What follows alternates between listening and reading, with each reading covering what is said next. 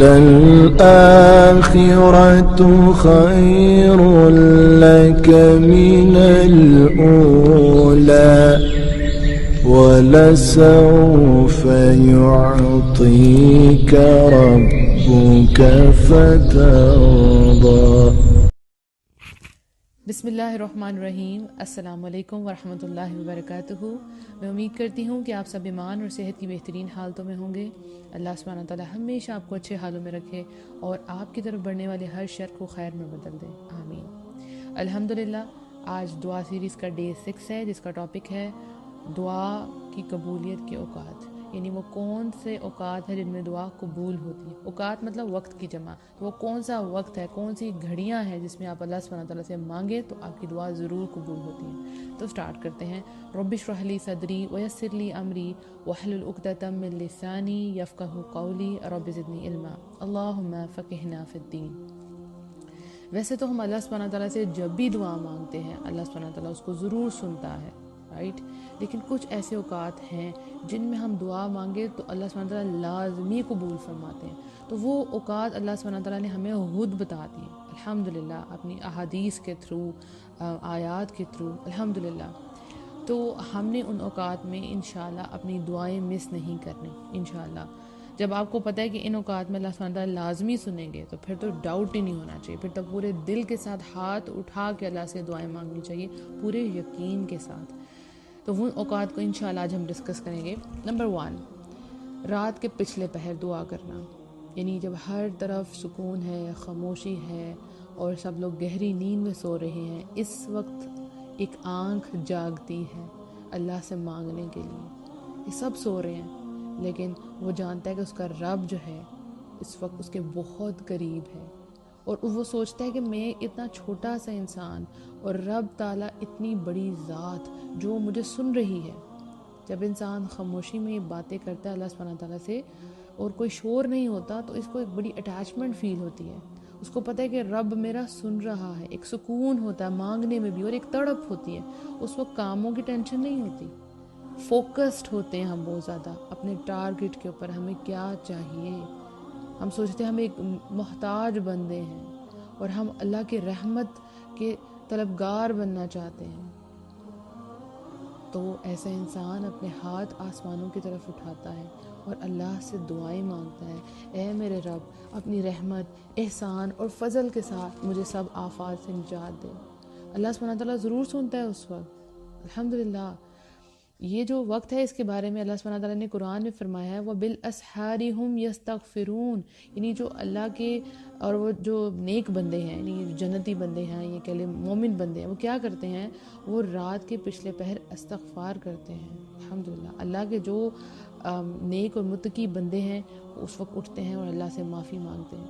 تو جب انسان معافی مانگتا ہے تو اس کے لیے توبہ اور رحمت کے دروازے کھل جاتے ہیں۔ جب انسان کے گناہ معاف ہوں گے تو اس کی دعائیں قبول ہوں گی۔ تو اس وقت اٹھ کے لازمی، یعنی آپ کا جو تہجد کا وقت ہے، جو بالکل فجر کی نماز سے پہلے کا ٹائم ہے، اس وقت اٹھ کے اللہ سبحانہ تعالیٰ سے دعا کیا کریں۔ صحیح بخاری میں آتا ہے ہمارا بزرگ و برتر پروردگار ہر رات آسمانی دنیا پر نزول فرماتا ہے، اور جب رات کا آخری تہائی حصہ باقی رہتا ہے تو آواز دیتا ہے، کون ہے جو مجھ سے دعا کرے میں اس کی دعا قبول کروں؟ کون ہے جو مجھ سے سوال کرے میں اس کو عطا کروں؟ کون ہے جو مجھ سے بخشش طلب کرے تو میں اسے بخش دوں؟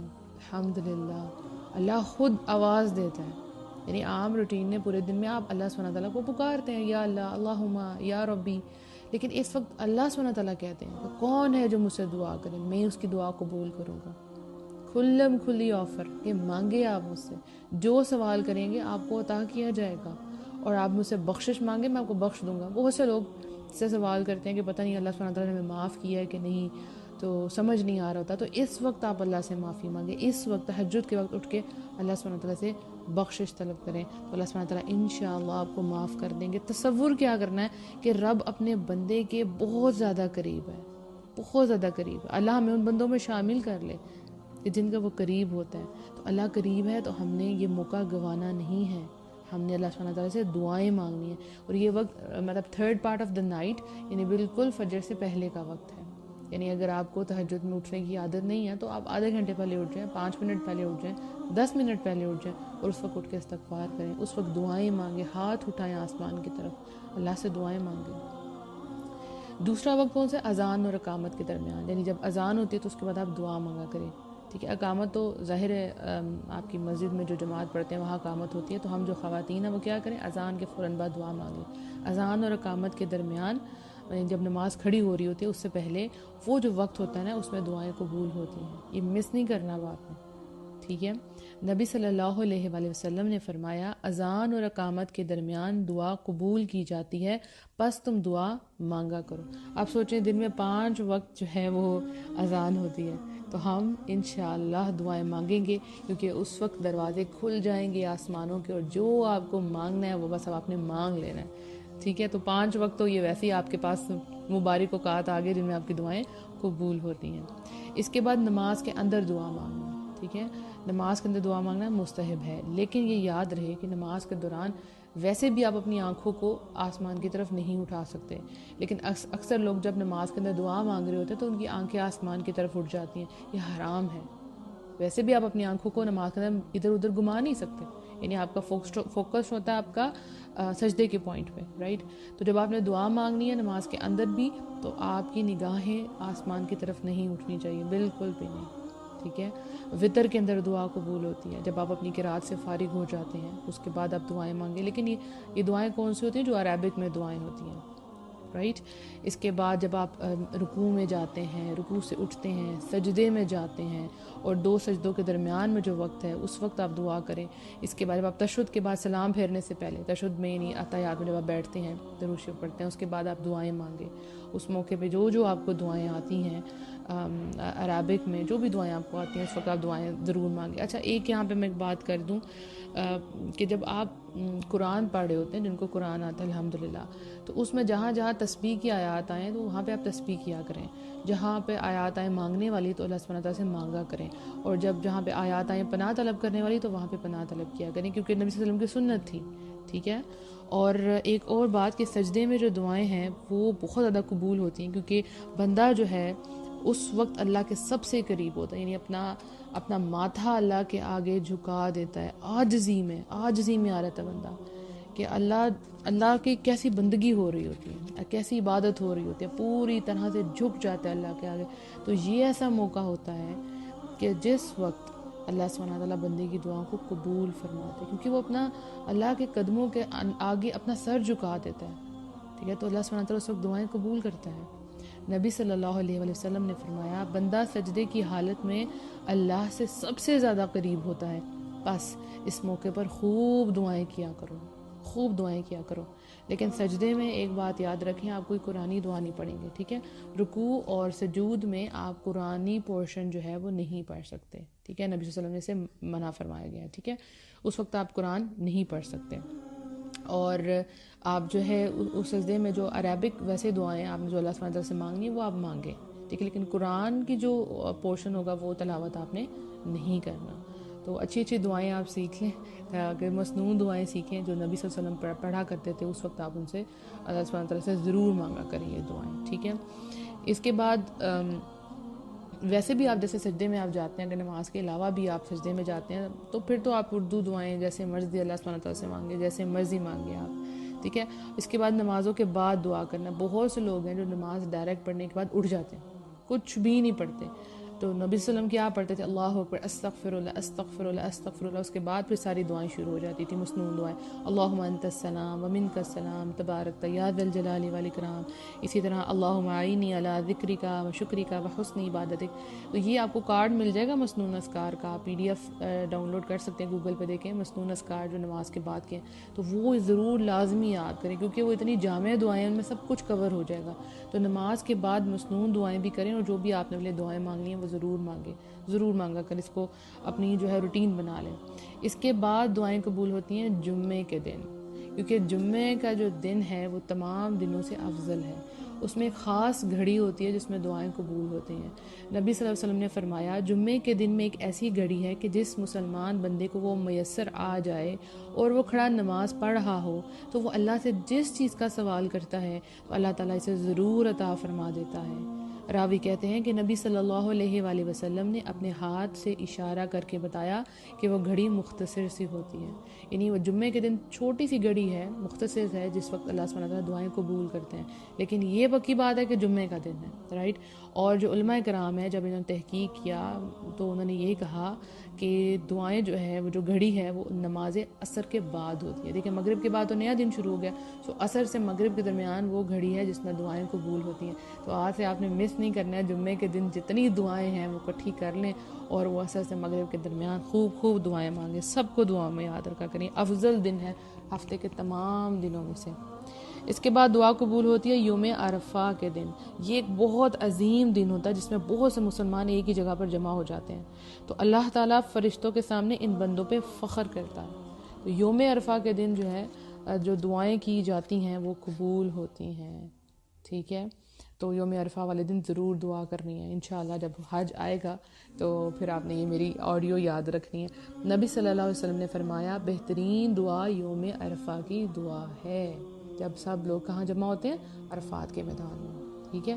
اس کے بعد جب مرغا اذان دیتا ہے، ٹھیک ہے، یعنی مرغا جب بولتا ہے تو اس وقت آپ اللہ سے فضل مانگا کریں، ٹھیک ہے۔ حدیث کا مفہوم ہے کہ جب تم مرغ کی اذان سنو تو اللہ تعالیٰ سے اس کا فضل مانگو، کیونکہ وہ فرشتے کو دیکھتا ہے۔ دیکھیں جب فرشتے وہاں موجود ہوگے تو آپ جو بھی دعا کریں گے فرشتے اس پہ آمین کہیں گے۔ اسی طرح سے مفہوم میں یہ بھی آتا ہے جب گدھا بولتا ہے نا تو اس وقت آپ اللہ کی پناہ مانگو شیطان مردود سے، کیونکہ وہ شیطان کو دیکھتا ہے۔ جب مرغا جس طرح سے فرشتے کو دیکھتا ہے ویسے ہی گدھا جو ہے وہ شیطان کو دیکھتا ہے۔ تو اب آپ سوچیں کہ آپ کے ارد گرد کہیں نہ کہیں کوئی نہ کوئی مرغا تو ہوگا، تو وہ جب بھی بولے گا تو اس کے بعد آپ نے اللہ تعالیٰ سے فضل مانگنا ہے۔ کس طرح؟ اللہم انی اسألک من فضلک۔ اب بہت سے لوگ کہیں گے فضل کیا ہوتا ہے؟ فضل کسے کہتے ہیں؟ یہ بھی آج آپ سیکھ لیں، سمجھ لیں اچھے طریقے سے۔ وہ چیز جو ایکسٹرا ہوتی ہے، ٹھیک ہے، جو چیز آپ کے لیے لکھی گئی ہے، ٹھیک ہے، وہ جتنی بھی ہے، لیکن آپ جب مانگتے ہیں اللہ مجھے اپنا فضل دے تو وہ اس سے بڑھ کے آپ کو ملتی ہے، جو بھی آپ کے لیے لکھا ہوا ہے، لیکن آپ فضل مانگ رہے ہیں۔ میں اپنے اسٹوڈنٹس کو اس طرح سمجھا رہی تھی کہ آپ امیجن کریں کہ آپ اپنی امی کو کہتے ہیں کہ جب آپ بازار سے واپس آئیں گے تو میرے لیے بال لے آنا، اور آپ کی جب امی واپس آتی ہیں تو آپ کے لیے پزا بھی لے آتی ہیں، جیومیٹری باکس بھی لے آتے ہیں، تو آپ کی کیسے انتہا ہوگی خوشی کی؟ تو بچے کہتے ہیں بہت زیادہ، تو میں نے کہا یہ تو فضل ہو گیا نا۔ تو اللہ سے جب آپ ایک تو وہ چیزیں جو آپ کو ملنی ہے، جب آپ اللہ سے فضل مانگیں گے تو وہ بہت زیادہ ہو کے ملے گا۔ تو اللہ سے ہمیشہ اللہ کا فضل مانگیں، اللہم انی اسألک من فضلک، الحمدللہ۔ اس کے بعد جب انسان جس دنیا سے جا رہا ہوتا ہے، اس کی جو روح ہے وہ جسم سے نکلتی ہے، تو بہت ہی خوفناک وہ وقت ہوتا ہے۔ تو روح اتنے عرصے تک جسم کے اندر رہتی ہے، اور پھر جب وہ باہر نکل رہی ہوتی ہے، جدا ہو رہی ہوتی ہے، اس وقت فیصلہ ہوتا ہے کہ بھئی اس نے جنت میں جانا ہے، ہمیشہ رہنے والی جنتوں میں جائے گا، یہاں پر جہنم میں جائے گا۔ تو اس وقت جو فرشتے ہیں وہ صف باندھ کے کھڑے ہوتے ہیں، روح نکلنے کا انتظار کر رہے ہوتے ہیں۔ تو ان لمحات میں جو لوگ ارد گرد موجود ہوتے ہیں اس وقت وہ خیر اور بھلائی کی بات ان کو کرنی چاہیے، اچھا الفاظ منہ سے نکالنا چاہیے، اچھی دعائیں نکالنی چاہیے، کیونکہ اس وقت فرشتے وہاں موجود ہیں، ہر چیز سے وہ آمین کہیں گے، آمین کہیں گے، کیونکہ وہ میت کے پاس ہے نا۔ اب بہت سے لوگ جو ہیں وہ جب کوئی ڈیتھ ہو رہی ہوتی ہے تو لوگ رونا شروع ہو جاتے ہیں، اور کئی جو ہے ایسے الفاظ بھی منہ سے نکال دیتے ہیں جو اللہ سبحانہ تعالیٰ کو پسند نہیں ہے۔ تو اس موقع میں صبر بہت ضروری ہے۔ تو اس وقت آپ جو ہے اچھی دعائیں مانگیں، بھلائی کی دعا کریں، اور جو شخص اس دنیا سے جا رہا ہے اس کے لیے دعا کریں، اس کے گھر والوں کے لیے دعا کریں، اس کی اولاد کے لیے دعا کریں، دنیا اور آخرت کے تمام معاملوں کے لیے دعا کریں، یہ مستحب ہے، لازمی کریں، اس میں فرشتے آمین کہیں گے۔